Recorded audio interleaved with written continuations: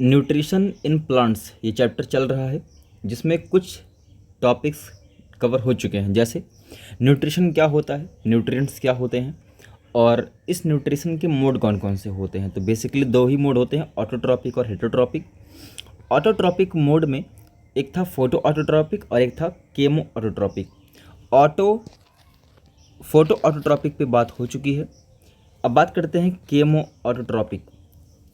तो नाम को ही ध्यान से देखिए, अभी सब कुछ पता चल जाएगा। केमो वर्ड आया केमिकल से। ऑटोट्रॉपिक का मतलब एक ऐसा मोड ऑफ न्यूट्रिशन जिसमें कोई भी ऑर्गेनिज्म अपना फूड खुद से प्रिपेयर करता हो। तो यहाँ पर था फोटो का मतलब सनलाइट की हेल्प से, बट यहाँ पर है केमो यानी कि कुछ केमिकल की हेल्प से। तो जब कोई ऑर्गेनिज्म किसी केमिकल की हेल्प से यानी कि विदाउट सनलाइट अपना फूड प्रिपेयर कर लेता है तो उसे हम कहते हैं, वो जो मोड ऑफ न्यूट्रिशन होता है वो होता है chemo autotrophic mode of nutrition. इसके बारे में कुछ हमें लिखना नहीं है, बस सिर्फ सुन लेना है। और इसके एग्जांपल्स होते हैं कुछ बैक्टीरिया। देन आता है हेटरोट्रॉपिक मोड ऑफ न्यूट्रिशन। तो इसमें है insectivorous, saprophytic, symbiotic, parasitic mode of nutrition. तो इन चारों पर डिस्कशन होगा बाद में, लेकिन इससे पहले भी कुछ बातें लैकिंग हैं, कुछ चीज़ें भी हमें और पढ़नी है। जैसे photo autotrophic mode of nutrition हमने पढ़ा, यानी कि जब हमने देखा कि फोटोसिंथेसिस क्या होता है, फूड कैसे प्रिपेयर किया जाता है लीव्स में और किस फॉर्म में वो फूड प्रिपेयर होता है। तो वो जो फॉर्म था वो था ग्लूकोज, यानी कि जब फोटोसिंथेसिस अगर होता है तो उसमें ग्लूकोज प्रिपेयर होता है जो कि उस प्लांट का फूड होता है। तो क्या लगता है कि ग्लूकोज इनफ होता है एक प्लांट के लिए? क्या सिर्फ ग्लूकोज की रिक्वायरमेंट होती है? क्या सिर्फ एक न्यूट्रिएंट की ज़रूरत होती है? The answer is no. Plants को इनके अलावा भी, यानी ग्लूकोज के अलावा भी बहुत सारी मटेरियल्स की ज़रूरत पड़ती होगी। तो उन्हीं चीज़ों में एक है प्रोटीन। तो हेडिंग हमारी क्या है? Synthesis of plant food other than carbohydrates. मतलब कार्बोहाइड्रेट के अलावा और जो प्लांट के फूड्स हैं वो कैसे प्रिपेयर किए जाते हैं। तो प्लांट को प्रोटीन की भी ज़रूरत पड़ती है। Plants need proteins. तो पौधों को प्रोटीन की भी ज़रूरत होती है। तो अब ये प्रोटीन बनेगा कैसे? देखिए, प्लांट्स हैं ऑटोट्रॉपिक, तो जाहिर सी बात है वो कहीं और से लेंगे नहीं, वो खुद ही प्रिपेयर करेंगे। लेकिन कैसे प्रिपेयर करेंगे? तो प्रोटीन का एक जो कॉन्स्टिट्यूएंट होता है वो होता है नाइट्रोजन। मतलब प्रोटीन अगर वर्ड आ रहा है, मतलब प्रोटीन किससे बना है? नाइट्रोजन से जरूर बना है, उसमें नाइट्रोजन जरूर है। मतलब प्रोटीन बनाने के लिए बेसिक चीज़ ही क्या चाहिए होती है? Nitrogen. They make protein from nitrogenous substance. मतलब नाइट्रोजन वाले सब्सटेंस से क्या बनता है? प्रोटीन बनता है। और हमारे इस एटमॉस्फियर में 78% क्या है? नाइट्रोजन ही है। लेकिन प्रॉब्लम ये है कि एटमॉस्फियर में 78% नाइट्रोजन होते हुए भी ये जो प्लांट्स होते हैं ये एटमॉस्फियर से डायरेक्ट नाइट्रोजन को एब्जॉर्ब नहीं कर पाते गैसेस स्टेट में। तो अब इसके कुछ तरीके हैं, मतलब नाइट्रोजन को डायरेक्ट एब्जॉर्ब नहीं कर पाएंगे। तो क्या यहाँ पर सोल्यूशन क्या है? देखिए, जो प्लांट्स होते हैं नाइट्रोजन को डायरेक्टली एटमॉस्फेयर से नहीं ले पाते, बजाय उसके नाइट्रोजन के कुछ और भी कंपाउंड होते हैं जैसे नाइट्रेट्स हैं, तो प्लांट उसको ऑब्जर्व कर लेते हैं। लेकिन अब नाइट्रोजन नाइट्रेट में बदले कैसे? ये जो नाइट्रोजन है, सिंपल नाइट्रोजन है, वो किसी भी नाइट्रोजनस सब्सटेंस में बदले कैसे? तो इसके भी कई तरीके होते हैं। तो उन्हीं तरीकों में पहला तरीका है कि जो लेगुमिनस प्लांट होते हैं, लेगुमिनस प्लांट का मतलब होता है दाल वाले पौधे, यानी कि ऐसे पौधे जिनसे दाल निकलती है, जैसे कि ग्राम, चना, पी यानी कि मटर, बीन। तो इनकी जो प्लांट्स होते हैं, इनकी जो रूट होती हैं, उन रूट में पाए जाते हैं नोड्यूल्स, जिनको बोला जाता है रूट नोड्यूल्स। इस फिगर में देखते हैं तो यहाँ पे आपको छोटे छोटे ऐसे सैक लाइक स्ट्रक्चर, इन छोटी छोटी थैलियाँ दिखाई दे रही होंगी जड़ों में। तो इन सैक को हम बोलते हैं नोड्यूल। इन नोड्यूल में रहता है बैक्टीरिया जिसका नाम है राइजोबियम। इन नोड्यूल में राइजोबियम नाम का एक बैक्टीरिया रहता है। अब यही बैक्टीरिया क्या करेगा? एटमॉस्फियर वाले नाइट्रोजन को कन्वर्ट कर देता है किस में? नाइट्रोजनस सब्सटेंस में, जैसे कि नाइट्रेट वगैरह में। मतलब सपोज़ ये सॉइल है, दिस इज सॉइल, और ये नीचे इसके रूट्स हैं, ऊपर ये प्लांट है, पूरा पौधा इसका। अब ये बैक्टीरिया क्या करेगा? एटमॉस्फियर से नाइट्रोजन को लेगा और कन्वर्ट कर देगा नाइट्रेट में। और नाइट्रेट क्या होता है? नाइट्रोजन का एक ऐसा कंपाउंड जो वाटर में सॉल्युबल होता है, यानी कि वाटर सॉल्युबल होता है ये। और इसी प्रोसेस को हम कहते हैं नाइट्रोजन फिक्सेशन। तो एक बार इसको रिवाइज कर लेते हैं जल्दी से। जो जितने भी लेगुमिनस प्लांट होते हैं, यानी कि दाल वाली फसलें जो होती हैं, उनकी जड़ों में एक नोड्यूल पाया जाता है, उस नोड्यूल में रहते हैं राइजोबियम बैक्टीरिया। वो बैक्टीरिया एटमॉस्फेयर वाले नाइट्रोजन को कन्वर्ट कर देता है नाइट्रेट में, मतलब एक नाइट्रोजनस सब्सटेंस में। अब ये नाइट्रोजनस सब्सटेंस प्लांट एब्जॉर्ब कर सकते हैं क्योंकि ये होता है वाटर सॉल्युबल। और नाइट्रोजन का नाइट्रोजनस सब्सटेंस में कन्वर्ट होना, ये प्रोसेस होता है नाइट्रोजन फिक्सेशन, मतलब नाइट्रोजन को फिक्स कर देना। पहला तरीका हो गया, इनसे इनको नाइट्रोजन मिल जाएगा, मतलब पौधे अब क्या करेंगे, उस नाइट्रोजनस सब्सटेंस से प्रोटीन बना लेंगे। इसके बाद अगर वो प्लांट कभी डेड होता है, डेड होने के बाद डिके होगा, तो जो उसकी पूरी बॉडी में जो नाइट्रोजनस सब्सटेंस है वो वापस से सॉइल में मिक्स हो जाएगा। उसके बाद अगर हम उस सॉइल में दूसरी कोई क्रॉप ग्रो करते हैं तो उस क्रॉप को, उस फसल को एक अच्छी मात्रा में क्या मिल जाएगा, प्रोटीन मिल जाएगा। मतलब उस कह सकते हैं कि उस सॉइल की जो फर्टिलिटी है वो बढ़ जाएगी। तो क्या यही एक तरीका है कि सॉइल में नाइट्रोजन जाए? और भी तरीके हैं। Plants get nitrogen from fertilisers also, जो हम फर्टिलाइज़र डालते हैं उसमें भी नाइट्रोजन पाया जाता है। और जब लाइटनिंग होती है, जब बिजली कड़कती है, तो बिजली के कड़कने से भी जो नाइट्रोजन है वो सॉइल में आकर के मिक्स होता है, मतलब लाइटनिंग से भी नाइट्रोजन फिक्सेशन होता है। अब यहाँ पर एक बड़ी इंपॉर्टेंट बात यह है कि जो फार्मर्स होते हैं वो एक मेथड अपनाते हैं जिसको बोलते हैं क्रॉप रोटेशन। क्या करने के लिए? सॉइल की फर्टिलिटी को इम्प्रूव करने के लिए। ऐसा कह सकते हैं कि सॉइल में सॉइल में नाइट्रोजन ज़्यादा जाए इसलिए। अब वो कैसे करते हैं? क्रॉप रोटेशन का मतलब ये है कि जब भी एक व्हीट या राइस की क्रॉप हार्वेस्ट की जाती है, हार्वेस्ट का मतलब कटाई हो जाती है, तो गेहूं या धान की कटाई के बाद वो लोग लगाते हैं कुछ लेग्यूम्स मतलब किसी न किसी दाल की फसल। रीज़न ये है कि जो व्हीट और राइस हैं ये सिर्फ नाइट्रोजन लेते हैं, बल्कि नाइट्रोजन देने का काम नहीं कर पाते, मतलब इनकी रूट्स में ऐसा कुछ नहीं पाया जाता। व्हीट और राइस की रूट्स में न तो कोई नोड्यूल है, ना ही कोई राइजोबियम बैक्टीरिया है, मतलब ये किसी तरीके से नाइट्रोजन फिक्सेशन में हेल्प नहीं करते, बस जो सॉइल में नाइट्रोजन रहेगा उसी को यूज़ करते रहेंगे।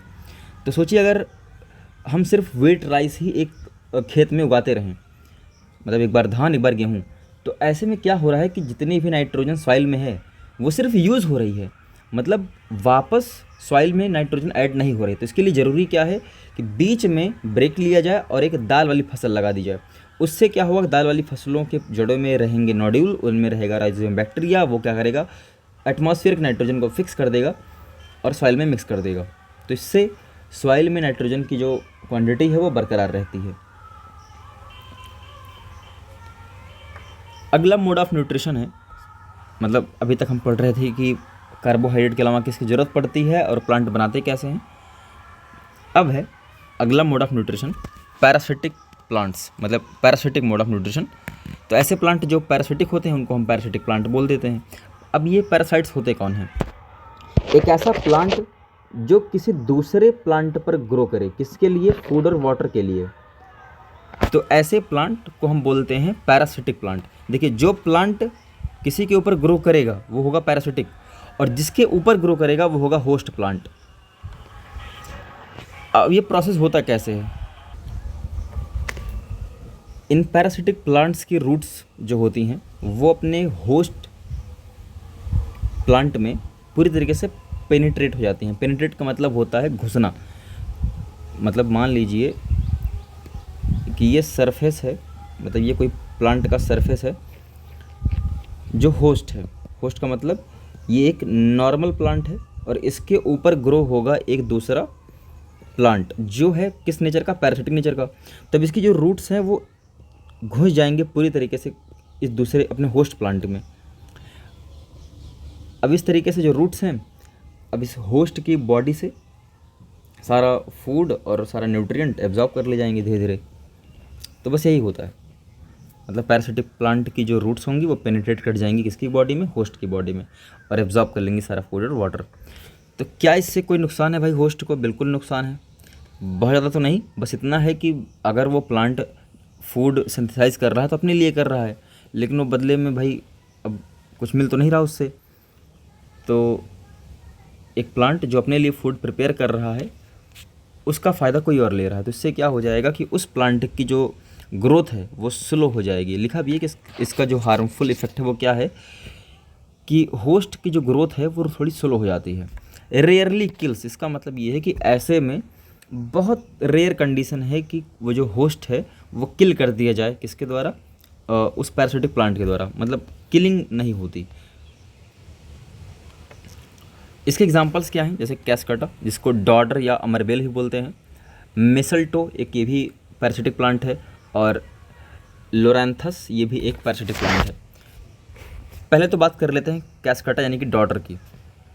कैस्कटा में क्लोरोफिल नहीं पाया जाता। क्लोरोफिल नहीं पाया जाता इसका मतलब ये फोटोसिंथेसिस परफॉर्म नहीं कर पाएगा। इसका मतलब ये हुआ कि ये कार्बोहाइड्रेट प्रिपेयर नहीं कर पाएगा, मतलब ये खुद से कुछ भी प्रिपेयर नहीं कर सकता क्योंकि इसके पास क्लोरोफिल नहीं है।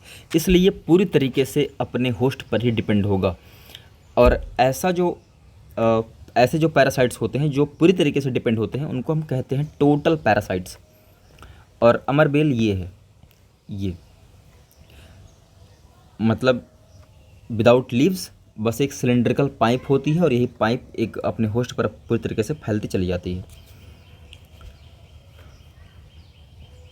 अब यहाँ पर जो दूसरे और दो हैं, मिसल्टो और लोरैंथस, इनके पास अपना क्लोरोफिल पाया जाता है, मतलब ये अपना फूड जो है सिंथेसाइज कर पाएंगे, लेकिन इनको पैरासाइट बनने की ज़रूरत क्यों पड़ गई,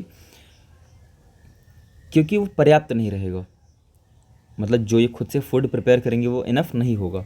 इसीलिए और भी चीज़ों के लिए, कुछ न्यूट्रिएंट के लिए ये दूसरे पर डिपेंड हो जाते हैं। मतलब इनके पास क्लोरोफिल होगा, कुछ मात्रा में अपना फूड ये खुद से बना लेंगे और कुछ जो है इनको अपने होस्ट से चाहिए होता है।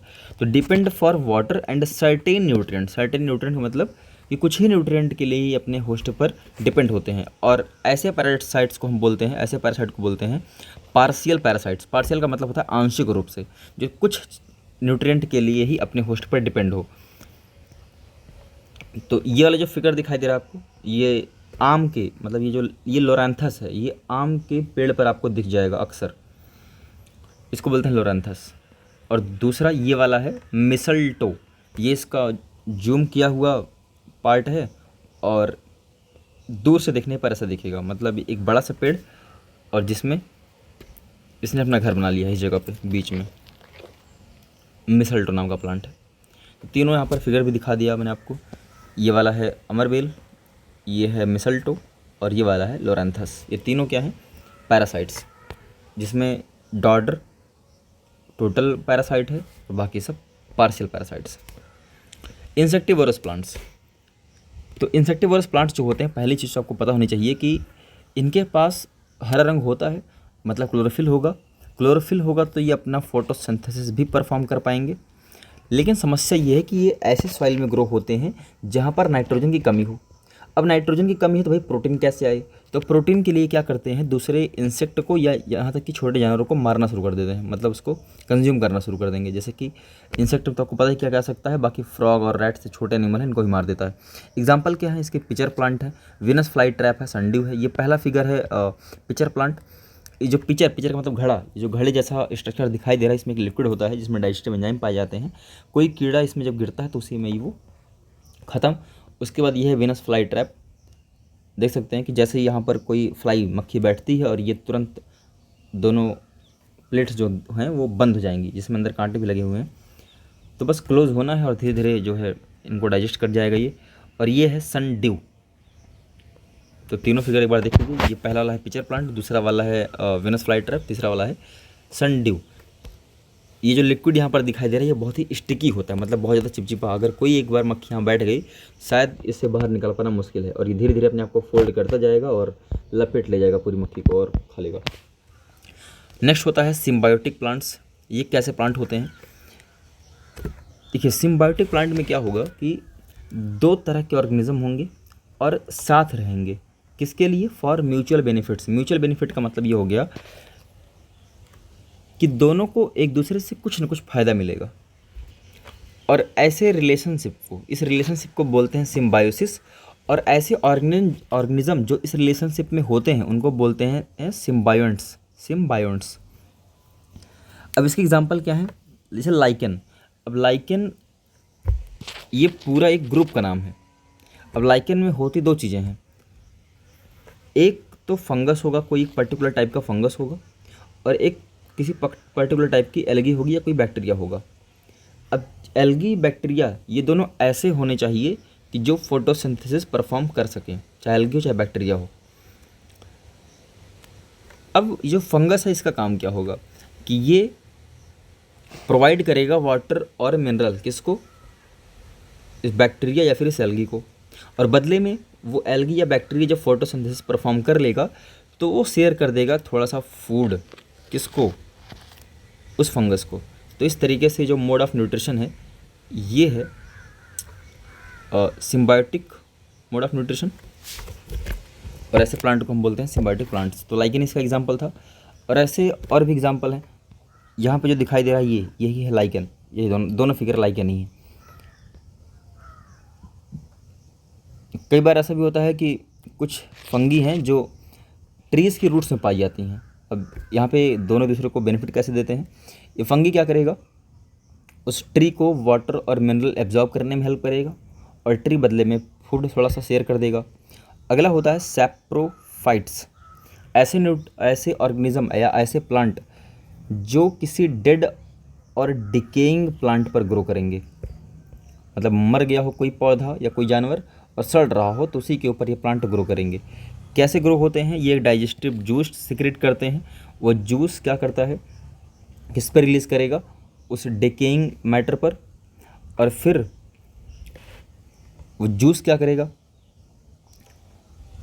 वो जो डिकेइंग मैटर होगा उसको सिंपल सॉल्युबल सब्सटेंस में कन्वर्ट कर देगा और फिर कंज्यूम कर ले जाएगा। इसके एग्जांपल्स हैं मिक्योर, ये वाला, दूसरा है ईस्ट, ये क्या है ईस्ट, और ईस्ट ऐसे खरीदने पर ही मिलता है। मतलब अगर उसका फिगर देखा जाए बहुत डिटेल में जूम में तो ऐसे दिखाई देगा, बाकी कुछ इस तरीके से खरीदने पर मिलता है। और मशरूम ये रहा, और ये तीनों ही क्या हैं, ये तीनों फंगस की कैटेगरी में आते हैं तीनों। तो इस तरीके से ये वीडियो होता है ख़त्म।